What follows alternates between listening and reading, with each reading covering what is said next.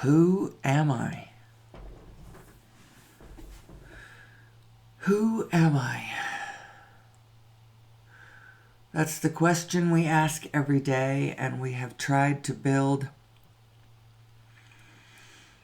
a whole show based on this question.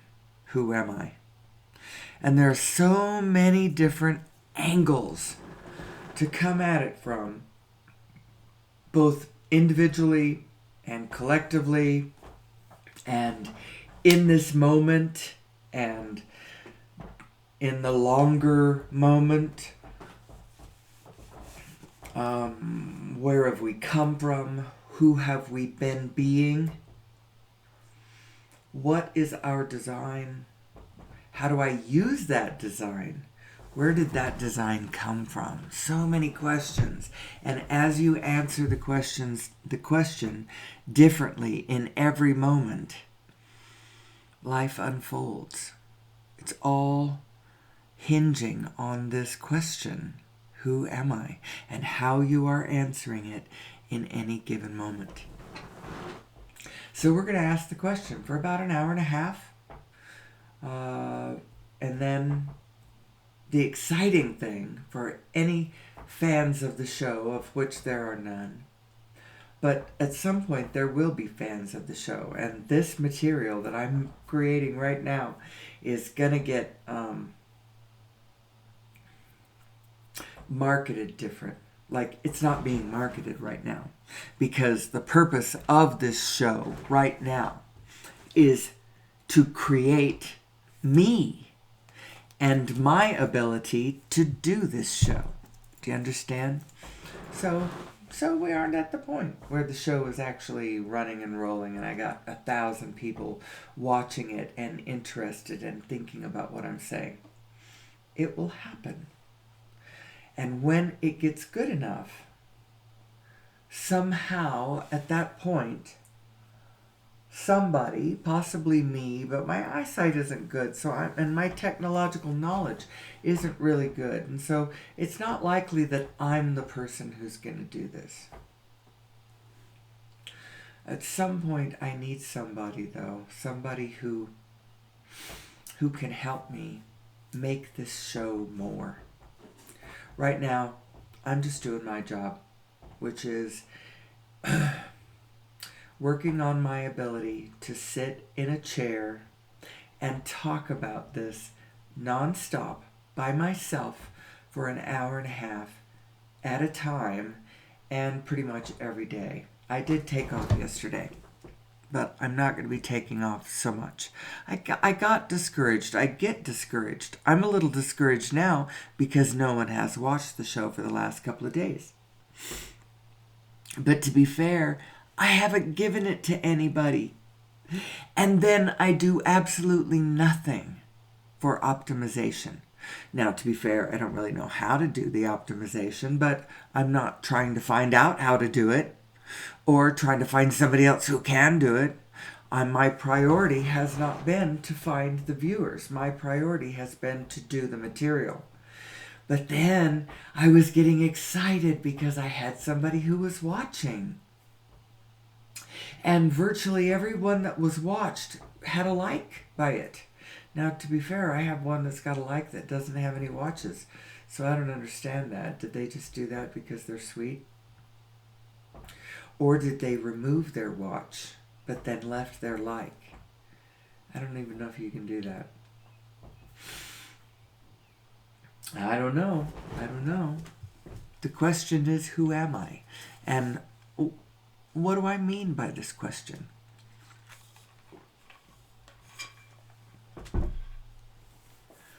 How can you respond correctly and interact cohesively, and I'm going to air quote correctly because there's lots of ways to act correctly. The correctly I'm talking about is harmoniously with the rest of the field. How do you do that if you don't know what reality is, if you're a human being? Now, human beings can think their way into all kinds of trouble. That's actually where our weakness is. We think it's our strength. It's so funny. It's actually our weakness. It perhaps is both, because it allows us this flexibility of imagination that no other creature seems to have. Your imagination is actually a vibrational download you're getting from your broader perspective. It's something in the frequencies, the relativity between your broader perspective, who is vibrationally just vibing the whole universe, and your physical mind's ability to tune into it and pick up on it through the avenue of your imagination. That is what the imagination is. Oh my gosh, I'm getting a really big view of actually how that vibrationally works. Why the imagination is the download from the broader perspective. But it's true, so respect your imagination. There is a relativity between it and actual reality. What is actual reality? Most people don't know what it is. They don't know how it becomes. They don't know how it flows. And that would be all right if they would turn their minds off and just feel what feels right, and without thinking, move towards what feels best. They would be able to do it. All the other creatures do it. It is our mind that is getting in the way. We think that our mind is running the show, leading the way. It's a secondary organ. I get that line from Joseph Campbell. There's a place in The Power of Myth. He says that the brain, it thinks it's leading the way. It's a secondary organ. Actually, he might have said show. He thinks it thinks it's leading the show. One of the two. I haven't watched that in a long time. That series, Joseph Campbell and The Power of Myth, there's 6 episodes. It's so good. I have it on DVD. I believe you can find it on YouTube. What I should do probably, instead of posting the exact same information on every description, I should probably do different things. I should have a circulate, like a board, look at the things I've found this time. I wonder if there's a way to do that in YouTube besides putting it in the description. I should start using my mind to get better on YouTube. Explore the different things that I could do with my show. That's where I've gotten stagnant. How interesting. Stay tuned for that. We've got another bit of moving information, news for the show, and that is for the very first time. This morning, we are attempting a guest in studio. Well, she's not going to be in studio. I'm going to tag her in remotely. But we're going to try to see what the format looks like if there's someone else in the room with me, to see what I can do with that. This water seems to be making my mouth dry. It is so odd. It's coming out of my water bottle, my metal water bottle. I wonder if there's something. Is that aluminum? I don't know. But we're going to try that this morning to see whether we can get some chemistry going. That is a really good idea about having a rolling set of things. And I will go look for Joseph Campbell and The Power of Myth, because honestly,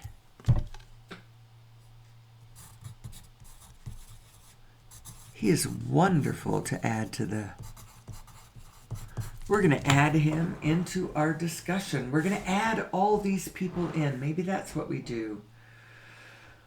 I can't put clips of them into my program because then their content becomes my content and I've just stolen it from them, and I can't do that.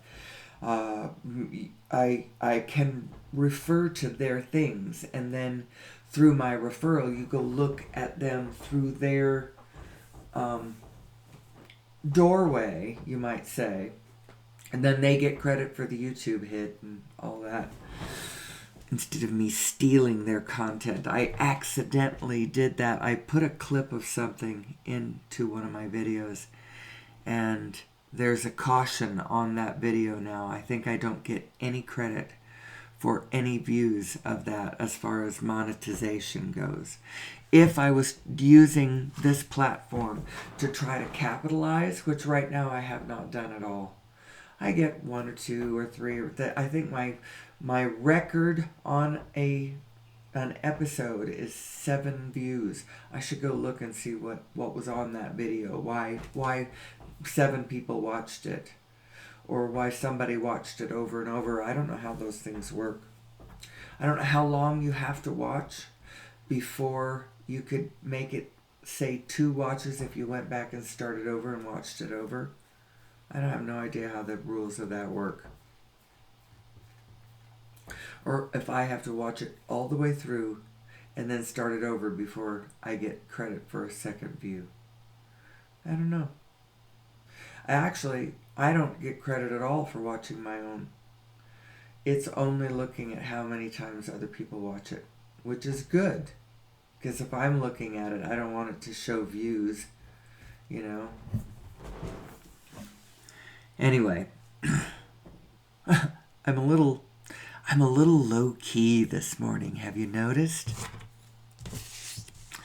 What I really want to do is I want to develop this show into a place where I can come and be me and talk about myself and talk about life and talk about what life looks like to me from my position, what I think's going on in the world. I actually think I have some fabulous insights about how this whole thing works.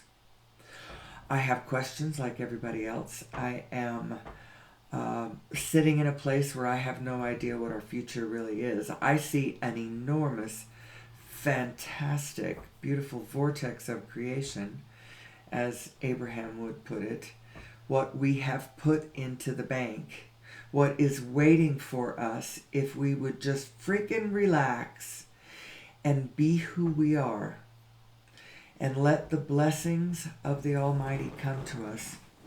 What we have built up in our vortex of creation is mighty. What is a vortex of creation? Well, if you understand the steps of creation, step 1, in step 1 I ask, in step 2 source answers, and in step 3 I have to get into the receiving mode so that I can be the recipient of all of the wonderful things that I have asked for. Now, in the process of all that, something is created. This vortex of creation is all the things we have ever asked for that our inner beings are now standing right next to and paying attention to and waiting for us to reap all that we see. It's in consciousness is where we have to be conscious of this. As soon as we become conscious of it, then we can consciously be who we are. And then instead of being destructive, we'll be marvelously, marvelously creative. But we've got to know who we are. And it's fun for me in my small place to find that recognition of what I know to be true about us and about everything in the big place. It's actually really fun for me to do that. And so I'm trying to develop this show, which is basically a format where I come in and through quite a bit of machinations on my part, I finally click in a pretty substantial way to my broader perspective And I have spent a lot of time thinking non-resistant thoughts and building quite a repertoire of non-resistant thought forms over here in this place where I'm talking. And I'm sharing it with you. It's sort of the power of a non-resisted thought. The pleasure of a non-resisted thought. If you're an Abraham fan, you will recognize that line that she does. This is kind of what I'm talking about. This is kind of what I'm doing. My girls and I called this flying. It's talking. You're in a place where it's all hope. It's all pure positive thought. You're no longer thinking about, oh yeah, but this is what we've got in reality. People will never do that. Yeah, but this is what's standing in the way of all that utopia you're talking about. Yeah, this is what's really going on the ground. Anytime you interject any thought like that, you slow everything way down. You don't have to do that. We don't have to do that. You can go directly in thought to where you want to go. You can go directly there in feeling. And there's lots of room to play around over here. In this place that is not real. I'm going to air quotes. I'm going to do that. Let me find my... It's not...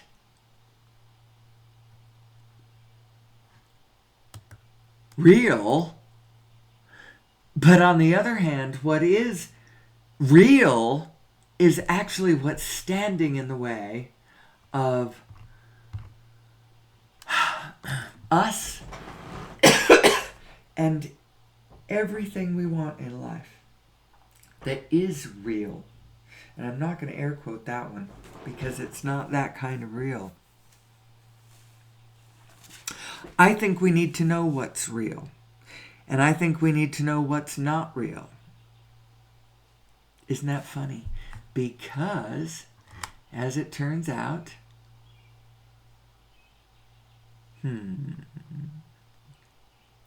where is it? This brings me to my first change in slide. Well, it isn't my first change in slide because I just did the air quotes. The 5 kleshas. This is a point in Buddhist philosophy. It is thought to be the root cause of all suffering. It's coming from us not knowing what is real. And so we're going to have a little discussion today about what is reality. Who am I truly in reality, and what is reality, and which reality are we supposed to be facing, and which one are we better off turning away from? Honestly, because there is a kind of reality that you sort of need to quit paying so damn much attention to so that you can get the one you really want going. Staring at what we've got, transfixed in our nightmare, is sort of what's holding us to where we are, that is where we don't want to be, and keeping us from going where we want to be. Our ships have stopped in flight because we don't understand who we are and how our mechanism works. So first of all, one of the things to know about our mechanism is that it's all about focus. It's all about focus.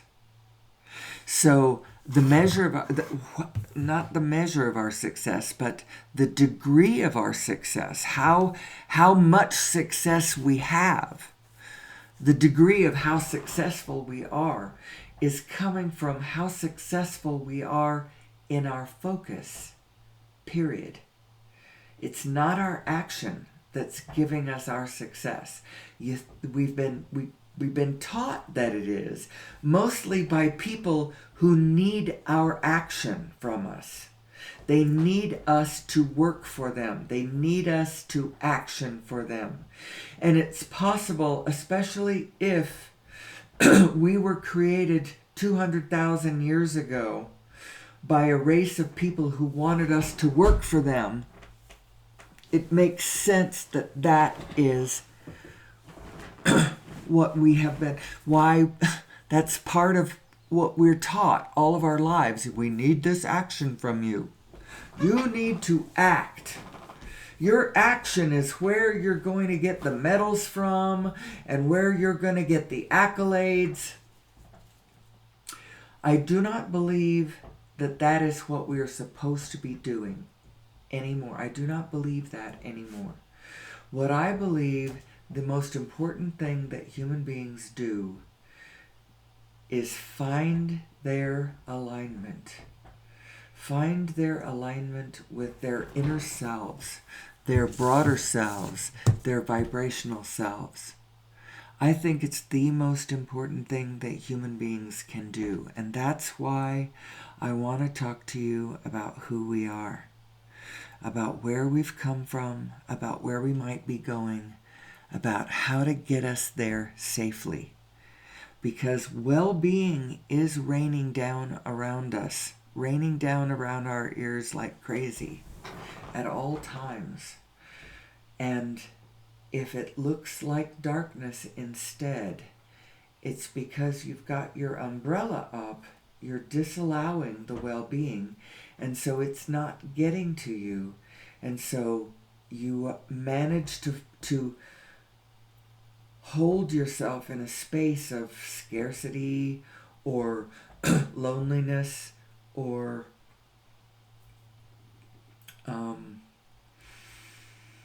lack in some way that doesn't really exist in the universe. You're missing the signs where the universe is trying to hook up with you, where it's trying to collaborate with you. You're missing the signs.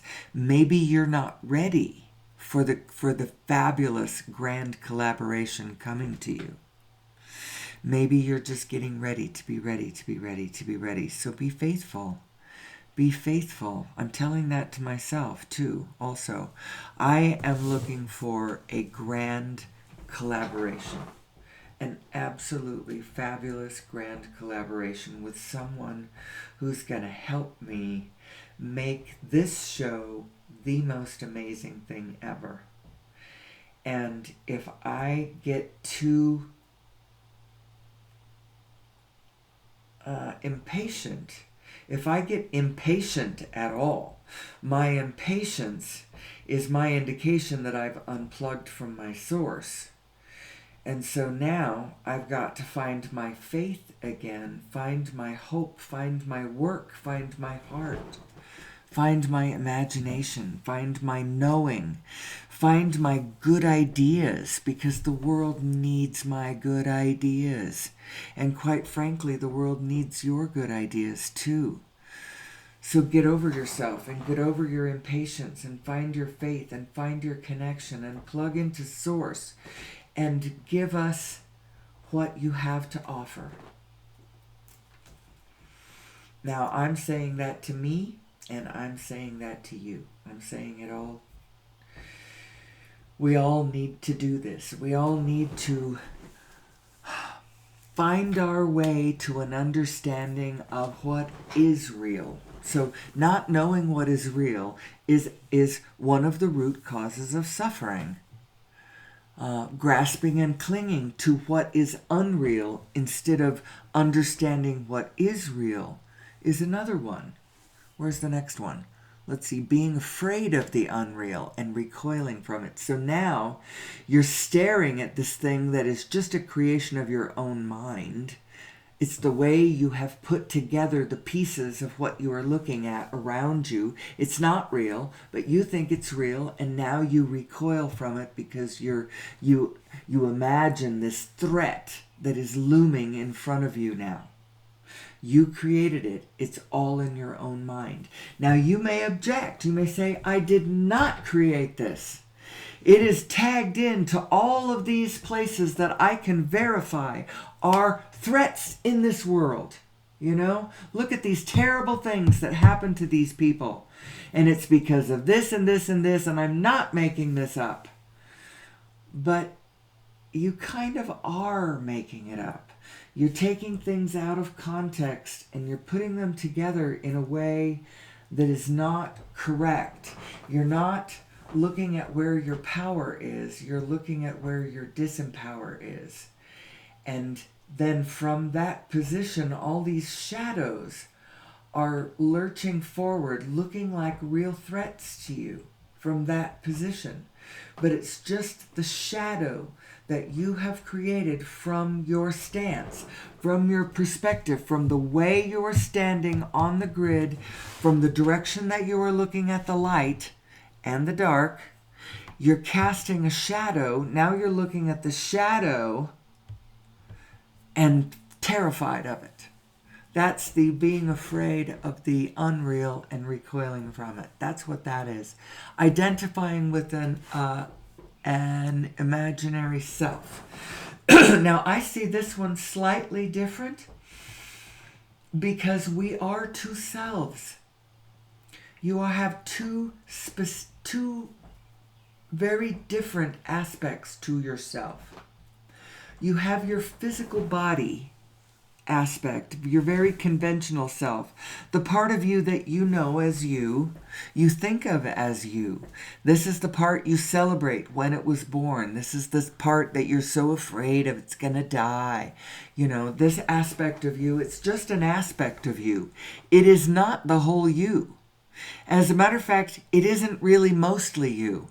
It's just a tiny piece of you. It isn't even really most of you right now, because most of you is that you're actually more than just you. You comprise more souls than just yourself. There is more of you than just you. I would argue you can take it all the way out to the universal, but that gets a little more esoteric when you get that far out. But you certainly are your family. You know, there's your family or whatever in your mind, whatever you are identifying with, whatever group you are identifying with. You know, whether it's your religious group or whether it's your neighborhood or whether it's your family or whether it's your nationality or your race, perhaps, your time. I don't know, there's all kinds of ways to identify. And what are you doing when you identify? You're who am I? You know, it's back to the question, who am I? How you are identifying in any given moment expresses how your starship of light is moving through the cosmos. And who am I? So identifying with an imaginary self, from my perspective, would be overly identifying with your expirational aspect to yourself, you know, because you are all of these ways that you are binary, you know, you're form and formless, you are eternal, you are expirational, you are conventional and vibrational, you are what are all the different ways? But that's who you are. You are these two selves. And when you overly identify with your expirational self, you become frightened because your expirational self, and if you think that's all you are, then you get very terrified because your expirational self is made of meat. Literally made of meat. And bones and blood and very, very fragile ingredients. And if that's all you are, then I'm nervous too. But that isn't all you are, so that's the good news. You are a continuum. You have been going on for a long time. There is a consciousness that is aware of all of who you are, all of who you have been added up to this moment that you are. Now, no, I don't want to do that right now.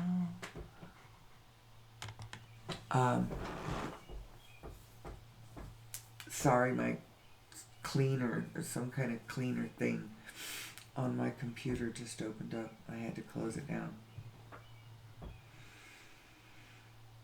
So there is an awareness of the continuum of who you are. And there is an awareness of the continuum of who we all are. As a matter of fact, there is an awareness of the continuum of the continuation of all things. But let's just go back to you. There is an awareness of the continuum that is you. And actually, you have access to that. You have access to that continuum. And it is tagged into where you are now, but it has been following you forever. And so when your body passes away, that awareness that has been following you forever and following your continuum, what you're thinking about, what you care about, what you're up to, what your projects are, all of that does not go away if your single physical body dies. Actually, who you are is no doubt a project of more than just me. I'm sure that I am a continuum of awareness that's more than just me in this physical body, that there are others around me who are all part of the same project. I know that's true. And so when I pass, when this body passes, the project keeps going. That's what I'm saying.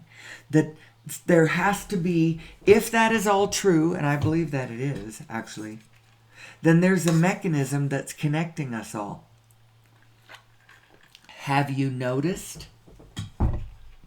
So that's another thing we're going to be talking about. And it's going to be interesting, bringing somebody else into the conversation. That's going to happen later this morning.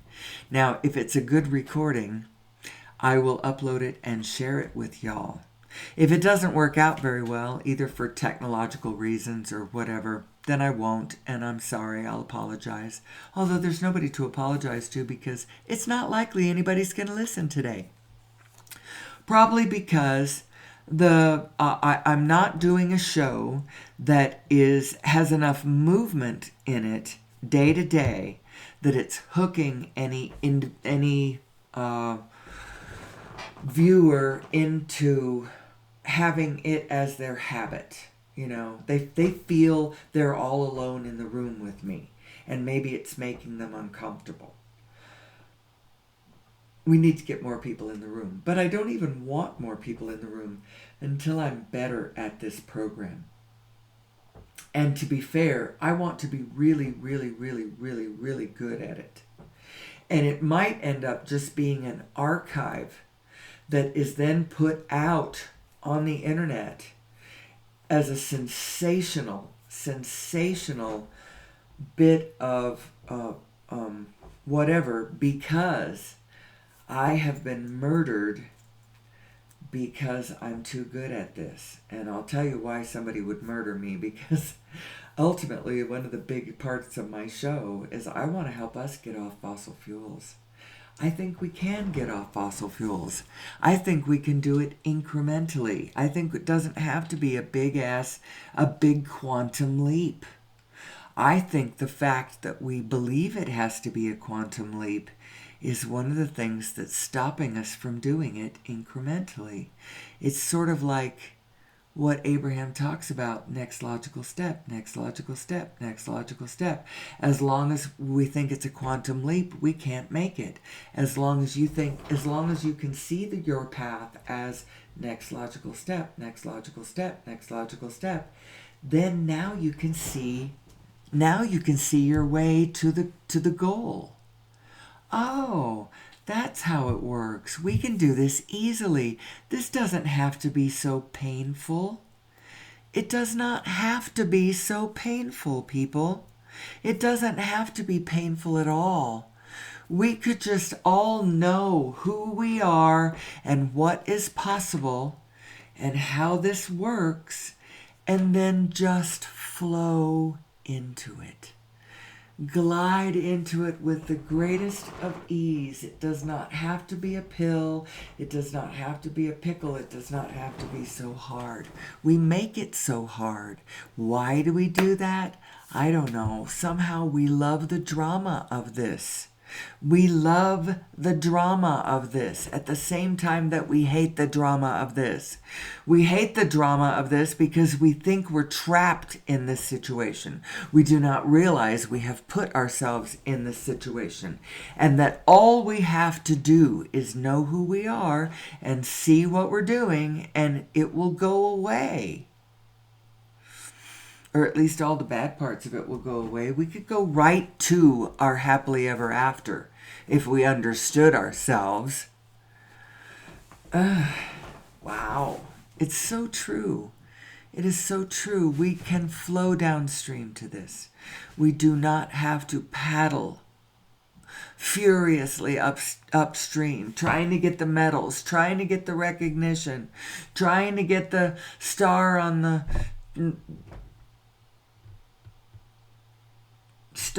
board or the mark on the chart. We're trying to do that so hard. And why do we do that? I think one of the reasons we do that is because our current paradigm is forcing each and every one of us to monetize, to figure out some way to tag into the greater human biofield and to tap into the supply chain is actually what we every one of us is trying to do. And in order to do that in the paradigm we've got going on right now, it is not the only paradigm that there is. It's not the only paradigm that we could possibly do. Just because we happen to be doing it right in this moment doesn't mean we have to do it or it's the only choice. It really isn't. There's plenty of other ways to do this. But because of what we've got going on right now, and I do believe, if you know me, you know that I believe that the reason that it is the shape that it is it is being, the shape that it is coming from our energy scarcity paradigm. If we could solve our energy scarcity paradigm, we would shift, we would morph. You would watch abundance bloom on the planet. Practically, it would look like overnight. The planet could change. In 20 years, we would scarcely recognize the Eden that it will become. But we gotta understand who we are.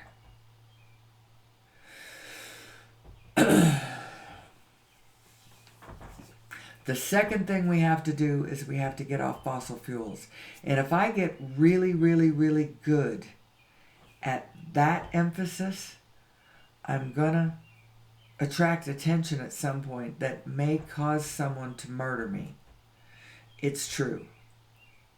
So I want to get really, really, really, really good at this. And I want to lay down a really good archive. Now, I realize that somebody could take a hold of my estate and wipe out my whole YouTube library, and then what is my archive? Now it's just on my computer hard drive. Well, you could smash that easy enough. It's in the cloud somewhere. Well, they could probably get to that. But you know what? My timing is going to be such that so many other voices are voicing the same thing. I'm not the only one saying this. I'm the only one saying it in the way I'm saying it. But the idea of us getting off of fossil fuels, that is not just me. There are perhaps thousands of people that know this now. I don't think there's millions of people that know this now. But there are thousands of people that know this, unless there's millions of people who've watched the video. And that's possible. It has probably had at least a few million people watch it by now. The movie, The Lost Century and How to Reclaim It. It's possible that 1 million people have watched that. Anybody who's watched that, who believes it, who can pick and choose, maybe they're not ready for some of the extraterrestrial stuff, because they've done some video that looks like it's actual video of, and I don't think it is. I think it's CGI. I don't actually think they're trying to represent it as actual. It's just too good. The stuff that's actual UFO footage is the stuff that looks really grainy and really, weird. I think that the existence of UFOs, unidentified flying objects, and the extraterrestrial vehicles is being kept from us, not because they're afraid of War of the Worlds or because they're afraid to frighten us and because they're so frightening. I think it's because they are demonstrating propulsion and energy sources and gravity control that we don't have. And if we started watching them and honestly discussing them, the next thing you know, we would have cracked the code. And they don't want us to crack the code because they've got the code cracked. They want to control the world. I do believe the world is being controlled. We have a sort of a contrived, maybe it's more contrived than controlled. It's being guided. It's being, our own weaknesses are being exploited. Our own ignorance is being capitalized on. And so because of that, the answer to this conundrum is we the people, need to know who we are. And we need to rise up, not rise up in anger, but rise up in our power and take back control of the earth, of the peace, of the life, of the collective abundance. Take back control of the biosphere. Take it away from those who would destroy it, who would exploit it, who would turn it into slurry. That's a reference to The Simpsons, and Mr. Burns had a thing going on where he was sucking everything off of the bottom of the ocean and putting it through a factory and canning it, and it was called slurry. And there were so many things you could use it for. Dog food, and I don't remember. It was nasty and disgusting, so I'm not sure exactly, but excuse me, hold on 1 second.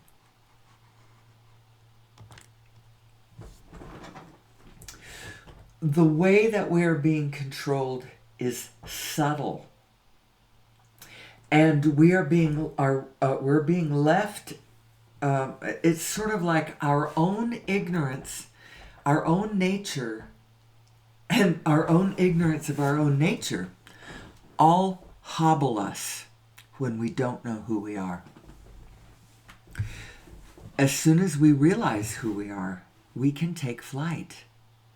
And if I got really, really, really good in certain directions, if I got certain kinds of fiery and excited and good at whipping people up in a powerful way, especially about this notion that we can be off fossil fuels, that we should be off fossil fuels, that just an incremental understanding that we could get off of them little by little, easily. If I say that too early and it catches on too well, I myself could be a target of homicide. So I'm not going to do it that way. I'm not pushing back against anybody. And I'm not trying so hard at this moment for listeners. I'm going to try to get really good at what I'm saying. Pulling this whole picture together in addition consciousness. Addition consciousness is that place where you're looking at the whole thing, where you're looking at the allness, where it's sort of the universal consciousness place, is the place where you are obligated to add in all things. If you're going to be standing in that place where you are looking at it with your inner being, anything that's there, it's part of your picture, so you have to add it in. Addition consciousness. Isn't that interesting? That's where it goes. And then there's subtraction consciousness, which is a different thing. I need to refine my ideas of addition and subtraction consciousness, because subtraction consciousness, you can't, once you know something, you can't unknow it. It has to go into your picture now. So that's addition consciousness, but you don't have to look at it. So I suppose you could subtract it in that way. You don't have to look at it, but it does have to be added into the whole picture. So who are we? I have mentioned we are a binary system. We are both a vibrational, larger self, as well as your conventional physical self. You are both selves, and both selves are you. The vibrational self that is you is reverberating from your position on the grid. That's why it's you. That's why it cares about everything that you care about, because it is the vibrational aspect of you that is coming from the vibrational point that is you. The point of attraction that is you. Now we're going to go to a favorite slide of mine. I show this one every day. This one is very important. This one is the aperture picture, showing the wide open aperture that is representing your source mind, which is your vibrational mind, which is the one that is reverberating with all of the rest of the universe. This is why this side of you knows where everything is and what it's all doing, because it's reverberating with it in this vibrational aspect of the universe that is through the vibrational pulsing of the universe, through this vibrational pulsing. I guess we'll go with pulsing. The universe is communicating with itself, transferring data and information across all the scales to all the points. There is a hierarchy of the way that it does, so that you don't get bombarded with too much irrelevant information to yourself. The primary source of information is what is most immediately important to your physical position, the being that you are in the position that you are on the grid. The information that you get is most relevant to that, but it goes out in layers from where you are, picking up what's happening in the general neighborhood of you, and then the bigger neighborhood, and then all of the different morphogenetic fields of information that you are flowing with, that you are a part of. Your inner being knows all of it. So I say this every day. It knows everything. It knows where everything is. But that's not what it's thinking about. It's not thinking about what it knows. It's not thinking about what you've got that is bothering you. It's not thinking about any of that. What it's thinking about, and this is the key to the whole picture, I think, that we have an inner being that is looking at, what is it looking at? What we want, what we love. It's knowing everything and looking at what you love, looking at what you want, looking at what's possible, looking at where you're going, looking at where the light is shining, looking at where we are all together, looking at what we all know about what's real. That's what your inner being is looking at. And so what are you looking at? Now, you can't always be in alignment with your perfectly perfect inner being. You can't. You aren't even designed to do it all the time. You are designed to go out of alignment, but then to recognize it and to pull yourself back into alignment. And in that process, in that continuing process of out of alignment, pulling back into alignment, falling out of alignment, pulling back into alignment, and then putting it all together, all of that, through that process, what you come to understand is the very workings of the universe. That's how cool you are as a machine. That's how cool you are as a species. That's what happens when a human being starts understanding who they are and then starts pulling themselves into alignment with who they are and starts realizing the bigger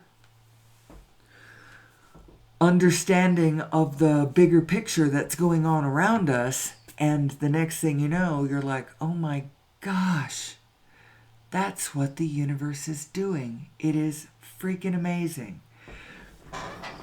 We could all do that. We could all get to a place where it's not a mystery. Now, I don't mean that in the sense that I want to take all the mystery out of the universe. I couldn't possibly do that. Because once you solve this one mystery that shouldn't even be a mystery, it's a mystery because of the superstitious nonsense we've all been taught, and all in a different way. And then with generational trauma thrown in there and lots of damaged psyches. And then this mixture of throw us all together and shake vigorously. That's what we've got. But we could understand ourselves and we could sort this out. I started a story yesterday, and then I realized later in the day that I never had finished it quite. Or maybe I did, but I didn't feel like it was fully. My mother used to tell me, now it's not like she told me this over and over again, but she told me this, and it was her relaying an understanding. This was her understanding of the difference, or the spirit difference, between the Old Testament and the New Testament. Now, the Old Testament is the time of the law, the time when we had to follow rules because we didn't understand the Spirit. The New Testament talks about when Jesus comes along, and through his understanding of and his teachings of love and of peace and love, basically, is what Jesus was about. Peace and love. Love your neighbor like yourself. Treat others like you'd like to be treated, be kind. I don't know what all Jesus said, but it was that sort of thing. Take care of each other, love one another, be kind to one another, that sort of thing. And the New Testament's all about that.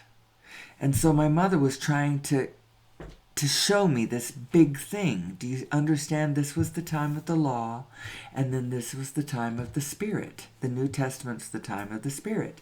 Now, where's the analogy? Well, have you noticed? We've been on a big, long law track, haven't we? We did not get onto the Spirit like Jesus tried to get us onto it. But we can now. This is like the second coming of Christ is actually not a celebrity event, although there will be celebrities that carry this flag that people will know about, that we'll talk about. They'll be, I don't want them to be martyrs to the cause, they're champions of the cause. I don't know.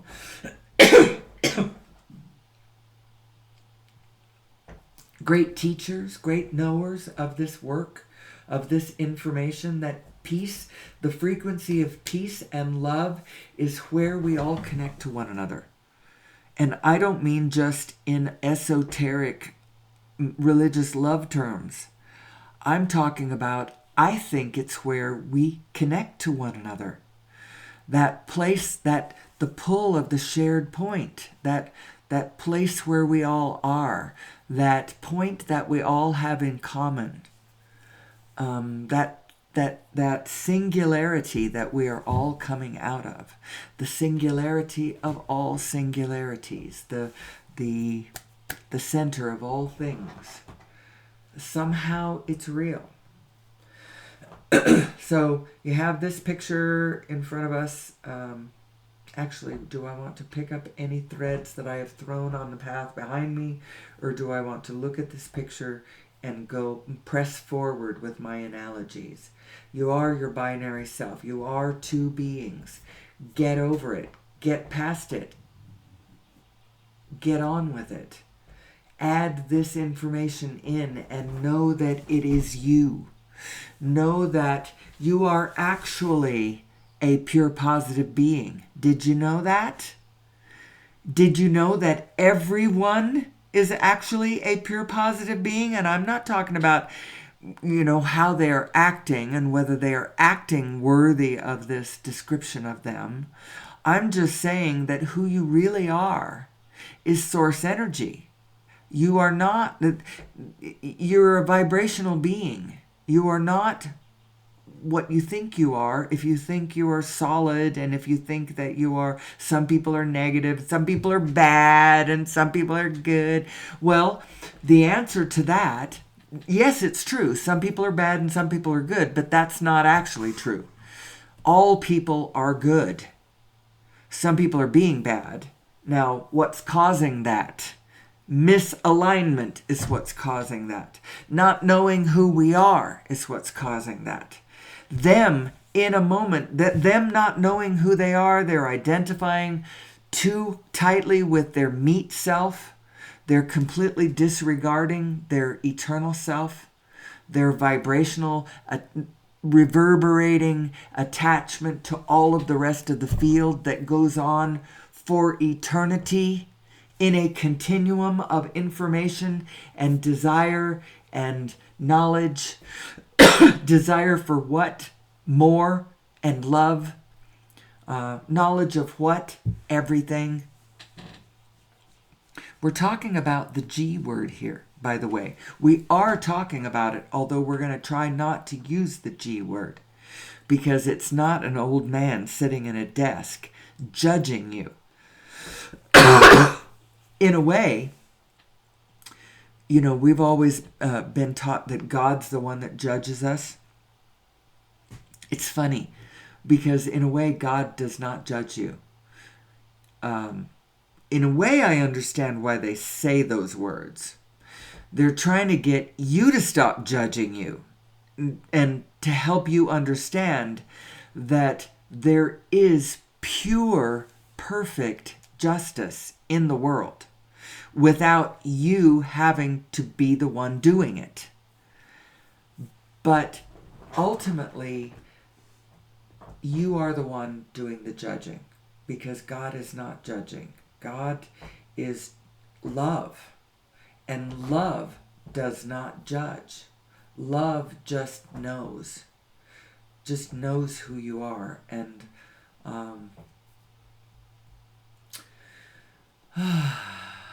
God does not judge you. God just loves you. Oh, oops, I used the G word. I did not mean to use the G word. I don't want to use the G word because I don't want it to trigger definitions within you that are already resistant. Or maybe you're not resistant, but you've already got it colored in with ideas that aren't exactly the ones I'm talking about, because that's what you've got attached to the G word. I'm talking about source energy. Let's just talk about it with that connotation, because it seems to have less. I'm not talking about an anthropomorphized God persona sitting separate from us and judging our behavior, being so disappointed when we don't act well. Or that's not exactly what's happening, although I recognize why we think that's what's happening. When you realize who you are, and when you realize how this relationship between your two selves works, you understand what happens to you when you cross your own energy stream, when you get out of alignment between your two selves. Your physical mind becomes very dangerous when it is not attached to the peace and love and connection that is source.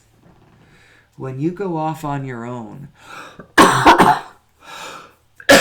when your thinking mind disconnects from love, disconnects from the rest of the field, and just goes off and starts a chain of what it considers to be logic, but is not logic. When the brain is not connected to the heart, what is produced is not logic, but often monstrosity. The head must be connected to the heart. And there's an institute out there, the Heart Math Institute's been studying this connection between the brain and the heart for 25 years. And they have very interesting stuff going on. Go check them out, the Heart Math Institute.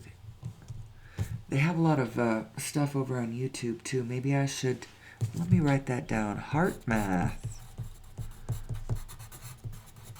Because I'd like to pull them into the discussion. So many things that relate to that. When I say the head and heart not being connected, it's interesting because the Native Americans, when they would draw a person under the influence of Wetiko disease, it was like I don't know how they conceived of what Wetiko was, but how they drew it in a person was a person whose head was not attached to their body. That's how they described someone who was under the influence of this psychic disorder, you could say. There's other ways to describe that psychic disorder. Carl Jung had a lot to say about it. He would called it authoritarian psychosis, and talked about autonomous complexes of energy, of psychic, emotion, actually. So these autonomous complexes of, like, anger. If you are a human being and you have an autonomous complex, what's happening is your whole self is not integrated. And so when things happen and certain emotions come up in you, those emotional frequencies are not woven into the rest of who you are. So like when you get mad, then you just start smashing things around you. And when you wake up from your madness, now you have to clean up the mess, you have to pay the bail, you have to do whatever. It's like you're not connected to yourself. You're not a whole being. You're pieces of a being. You're angry here, and that's one person, and then you're I don't know. We have to become whole human beings. Who am I? I am possibly a disjointed collection of energies who have not been reconciled under one roof. That's possible, who I am. Now, there's other ways you can look at it, too. You can say, well, those angry ones, those aren't me. Those aren't me. So how do I find myself? How do I no longer let the angry ones drive my vehicle? There's another way to look at it. So many ways. I'm sorry about the coughing, people. I've got something going on in my... And I didn't make myself tea this morning, so I have no hot beverage to wash it down with. I am so sorry. If you do happen to watch this show, like I said earlier, I'm hoping to produce another episode of the show later on this morning, this one with a guest in studio. Well, not in studio. She's going to be here in spirit. Her spirit is going to be in studio. And we're going to be talking to each other about this topic. What topic is this? Who am I? I have not done my presentation at all today. Not at all. And I'm over an hour in. I'm talking about the topic, who am I? But I didn't go into my, talking about the mathematics of it. There is mathematics of it, people. And how we possibly are genetically modified. If I think somebody created us roughly 200,000 years ago, when anatomically modern humans, now I say we appeared on the planet. Now some anthropologists may just think that the evidence that we have of us goes back to 200,000 years ago. There's probably more than that. There's the missing link. Somehow there's in physicality, there's the bones or something showing the years that went by as we developed into anatomically modern humans. I don't think so. I don't think we're going to find that, because I think that the missing link is actually a genetic procedure that we underwent. Somebody created us, and we are very, very easy to disempower. We are easy to, I used the word hobble earlier. If you know what a hobble is, it's you tie a horse or something, tie their legs together closely so that they can only move in short steps. They can't put their long stride together and run away. They can only just kind of walk. Walk more slowly away. A hobbled horse can't. It'd be like if you tied your shoelaces together. Now you can just walk in mincing little steps. So you can walk around, you can find different grass, but you can't run away.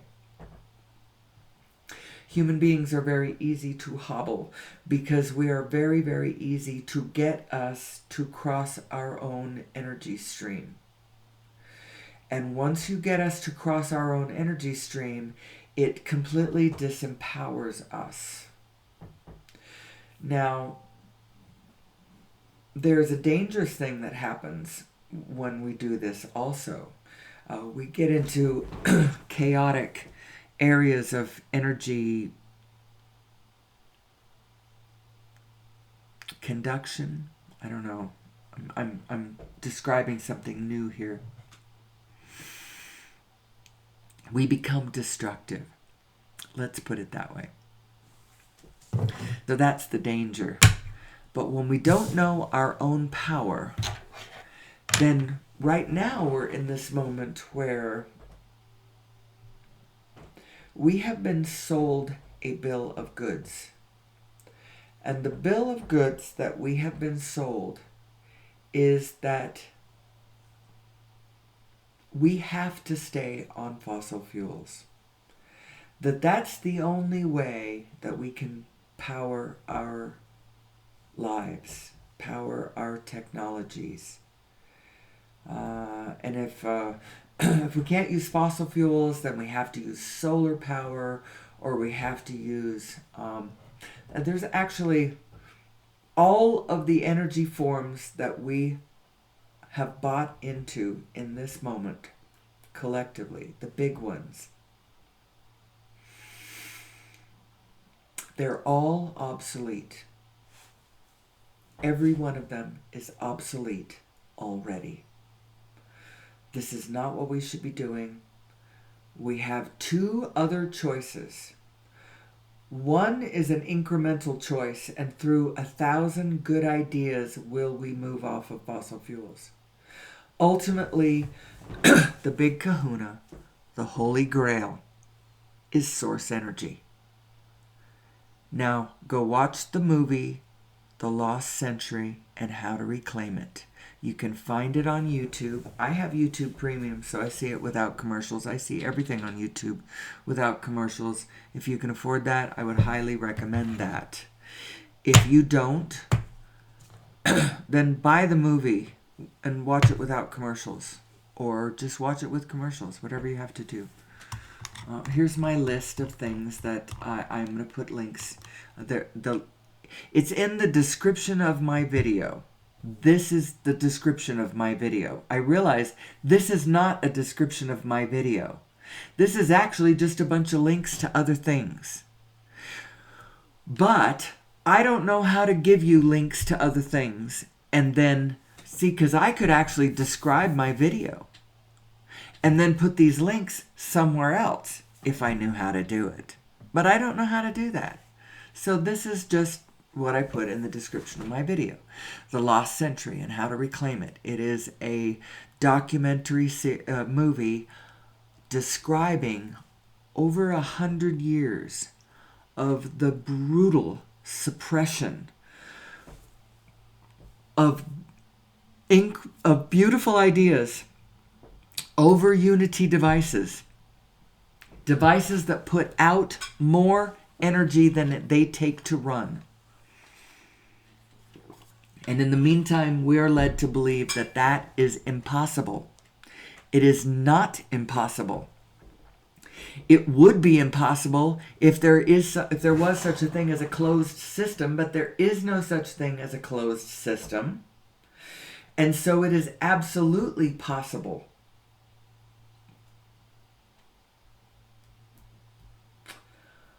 Things like steady state frequencies out in the cosmos that you can lock into, that you can lock a device onto and then just have the device running on that. There's a device in the Thrive 2 movie. A gentleman in Africa invented this. It looks about the size of a gas pump, the part that stands up above the ground. And it can run about 300 homes. And it just runs and runs and runs and runs and runs and runs and runs and runs and runs. And it is not running on anything. It's locked onto a frequency out there in outer space, and that frequency just goes, and the device is just putting out all this energy. And we can do this. We could have a national call for good ideas. But the first thing you'd have to do is you'd have to have a national recognition of who we are and what's possible. My impulses, my natural impulses are sort of telling me to stay low on this as I continue my work in just being better and better and better at pulling this whole thing together. Tagging my emotions into it, pulling my emotions into it, because my emotions are going to get really emotional about this. Because people have lied to us, and they're forcing us to be the way that we are. They in their greed to keep us on fossil fuels, keep us in the mode of being at odds with the rest of the biology of the planet, keeps us in the actions that are creating the sixth mass extinction on planet Earth, keep us at each other's throats, keeps us at war with one another, is responsible for the eco-destructions of all of the ecological destruction all across the planet could probably be traced back to this, because the scarcity of energy paradigm is creating the authoritarian psychosis paradigm. It's creating the centralized power paradigm. It's creating the nightmare in the human political arena. It's creating all of this. It all comes back to who am I, doesn't it? Okay, well, this is the links list. Let's go through really quickly. Origin of Mass and Nature of Gravity, that's a paper. It's a physics paper with lots of math and physics and stuff in there explaining exactly how matter is coming into being across these Planck fluctuations. It also explains how these Plancks relate to one another, both at the quantum level, at the cosmological level, how they are seeding the multiverse, how the origin of mass and the nature of gravity. What is gravity? It's all so hard to conceive of. Anyway, that is the 37-minute YouTube video describing it.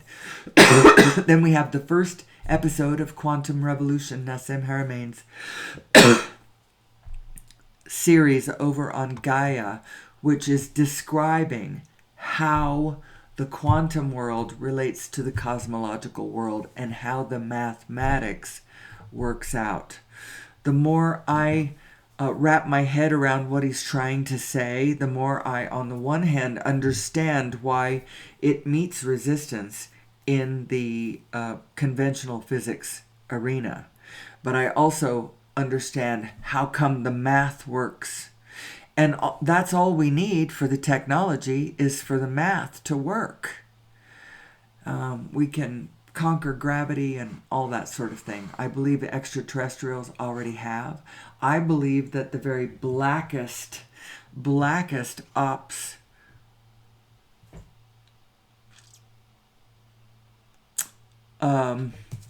department of our national government has already conquered gravity. But we don't want that spirit to be the ones holding this technology. We want it to be us. But maybe we aren't ready yet. We need to know who we are, don't we? Here's the paper. There's the whole abstract. Here's the neocortex of the human mind. The overview of your physical mind, basically. Where do I think that came from? Well, 76% of the volume of it comes from human chromosome number 2, which is an ancestral telomere to telomere fusion. It's a fused chromosome. And these people are saying, back in 91, when they published this to the Proceedings of the National Academy of Sciences, in their genetics department, they published this paper saying, after having done the sequencing of this chromosome, this is what we think it is. It's the relic of an ancient telomere to telomere fusion, and marks the point at which two ancestral ape chromosomes fuse to give rise to human chromosome number 2. Now, if that's too hard for you to accept, you don't have to accept that it was done through genetic modification. But you do have to accept that that's what we are. That this is our design, wherever it came from. So we do have this overview mind. It's the neocortex.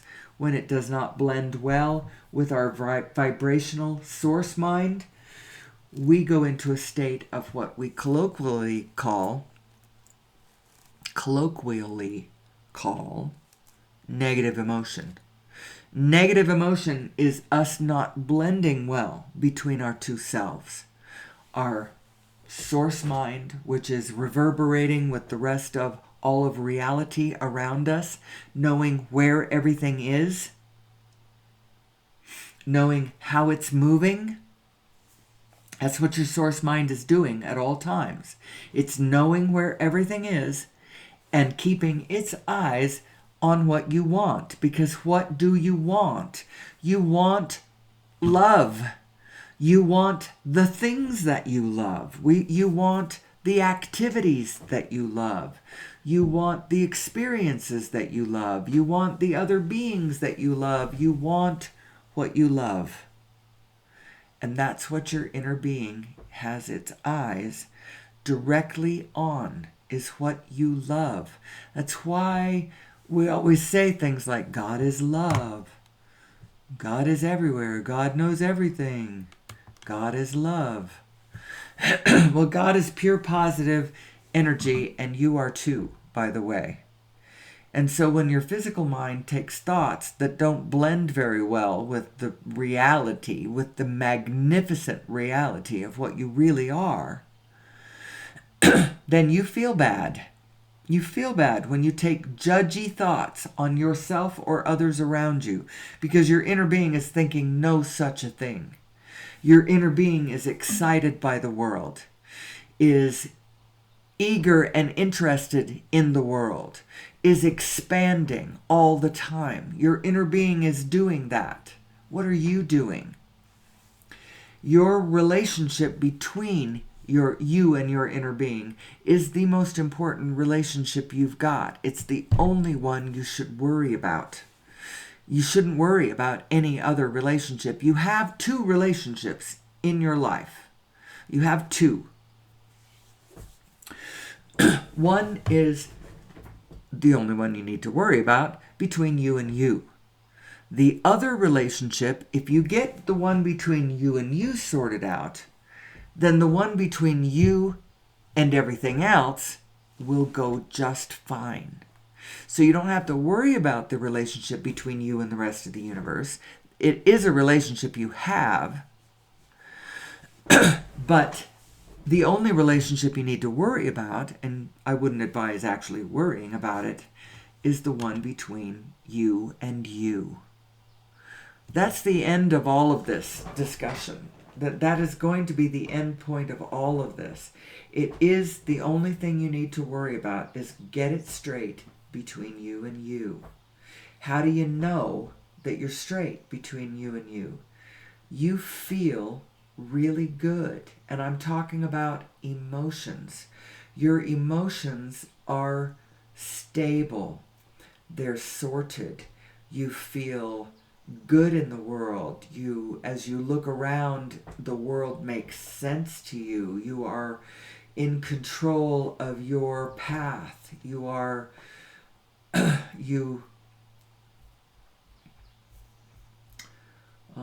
You can tell. You can tell when you're in alignment. You feel good. Now, in actual fact, you go in and out of alignment all the time. Now, true alignment to your life would be a long, continuous moment where moment after moment after moment after moment you continue to be in alignment. That would be great, because what would ensue after such an experience would be positive momentum would begin to ensue in your life. And with it would come more powerful, passionate emotions or impulses about what to do. So you might be sitting in a place in your life where everything is fairly neutral feeling to you. It feels really ambiguous to you. You know, you feel okay, but you don't really know what to do. You're not getting any powerful impulses. And it's because you keep short-circuiting your momentum structure, your momentum potential. You're misunderstanding the object of your exercise. You have thought the object of the exercise was to to see the world objectively, to understand in physical objectivity the reality of what your situation is. Now, that seems like a perfectly good object, but that isn't really the object of your exercise. If you understand how your equipment works, you should know that you are already positive. And so all you need to really do is get a positive momentum going. How do you do that? Well, know that the greater part of yourself already has a positive momentum going. So if you could get into alignment with it in any way, like shut the F up on your negative side. Get your negative side to shut up long enough for your positive side to get a momentum going. I am describing this so poorly, but I understand it so clearly. The object of the exercise is to find your passion, to find your joy, to find your... I can't even see those words. So you can look at those probably.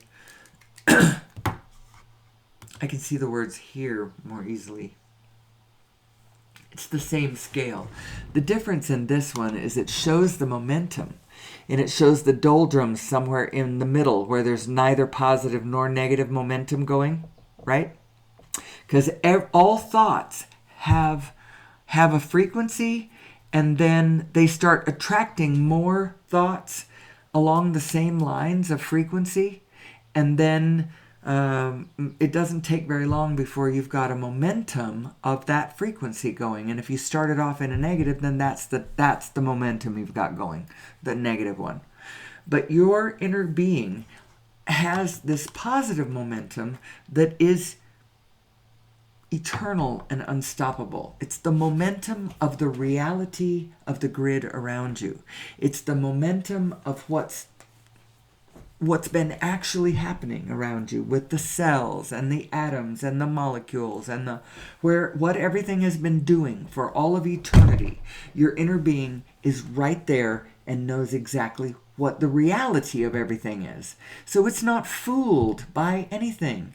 It couldn't be fooled by anything. It knows who you really are. It knows what you really want. And it is every time you declared a preference, your inner being went to that preference and is holding that spot now forever until you physically catch up to it. If you don't do it in this life, you'll do it in the next one. If you want to, you'll come back into a new avatar, better than before, because it's based on all of the rockets of desire that you have launched in this world for more health, for more clarity, for more beauty, for more dexterity, for more whatever. Your inner being marks the more. It is there vibrationally, and it is now like a beacon, a homing beacon, saying, come this way, come this way, come this way, to this vibration. Find this vibration, and all the good ideas are right here. How to fix, how to beautify, how to all of that. Make more peaceful, more efficient, more free. Our vortex of creation is ripe and ready to pop for us if we will stop banging the drum of all of the things that we don't want. Learn how to focus on the wanted and focus less on the physicality of all the things we don't want. That's what we've been trained to look at and solve the problems.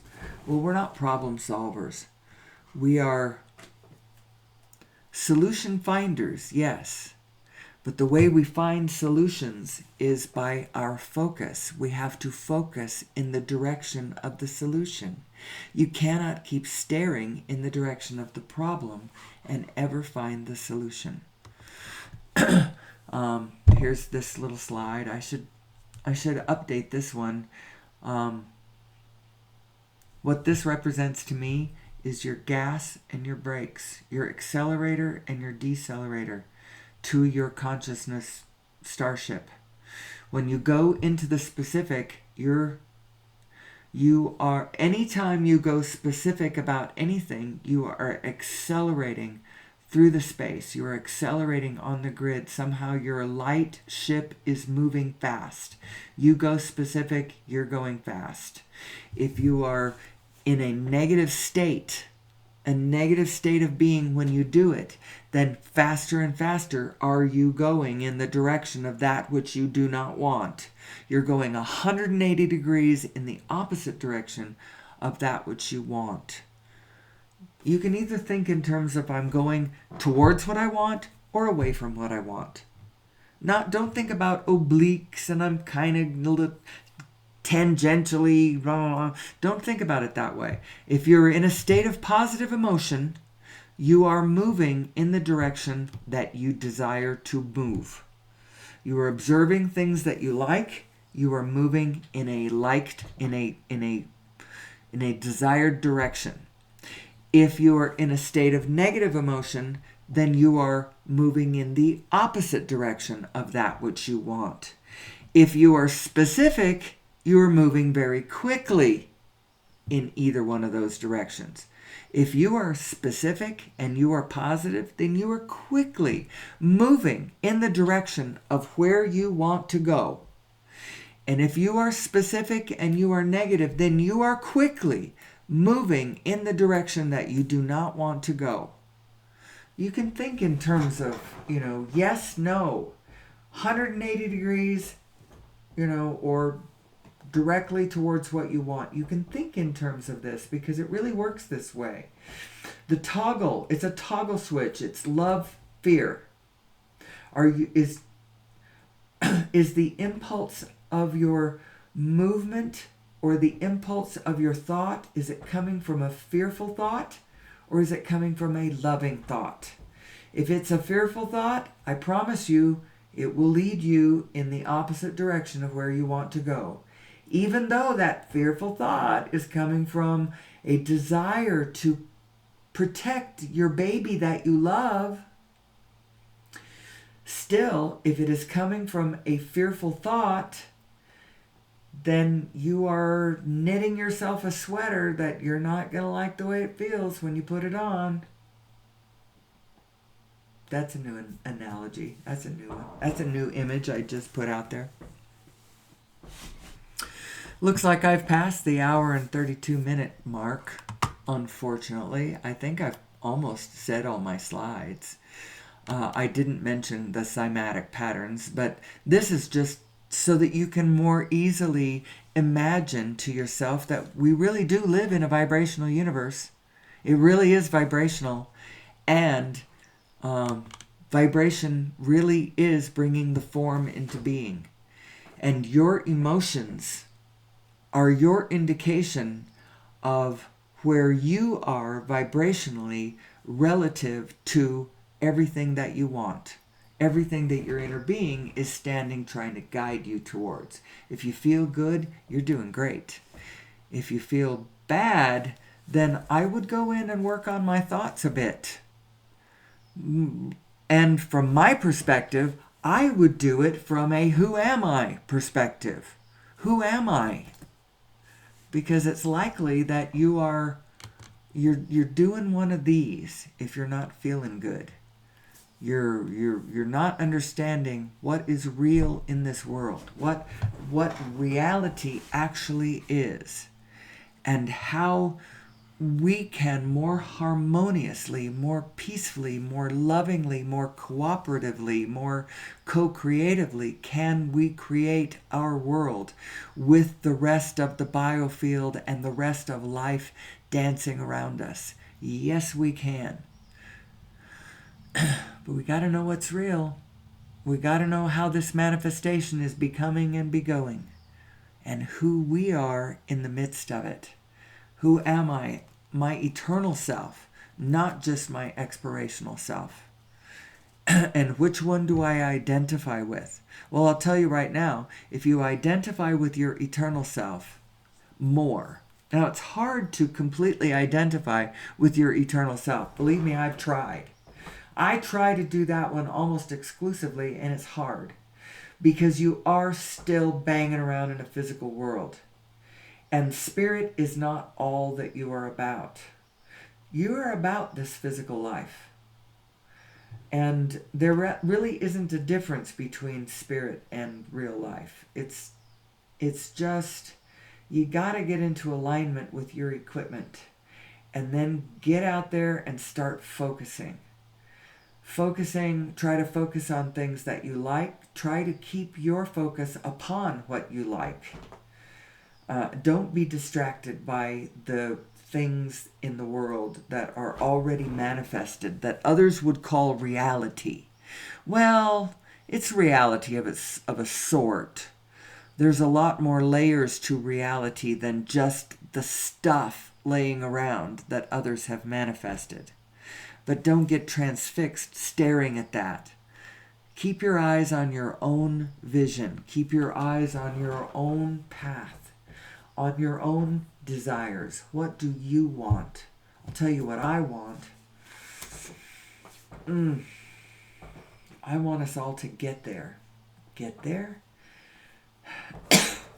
Peace on earth, goodwill towards men, abundance for all, no global poverty, no wars raging anywhere, biological diversity expanding through our efforts, through our co-creative working with it, knowing who we really are as the allness that we really are. That's what I want. And I will settle for no less than all of that. And hopefully I come back into the studio in a while and make another cut with a guest. I'm not going to tell you who the guest is because I don't even tell you who I am. And who we are doesn't matter. And I'm going to advise her that we are not going to be naming names anywhere. Now, if you know who we are, if we happen to talk about spouses or siblings or whatever, you might be able to guess who we're talking about. But we're not going to make it a big deal because it doesn't matter.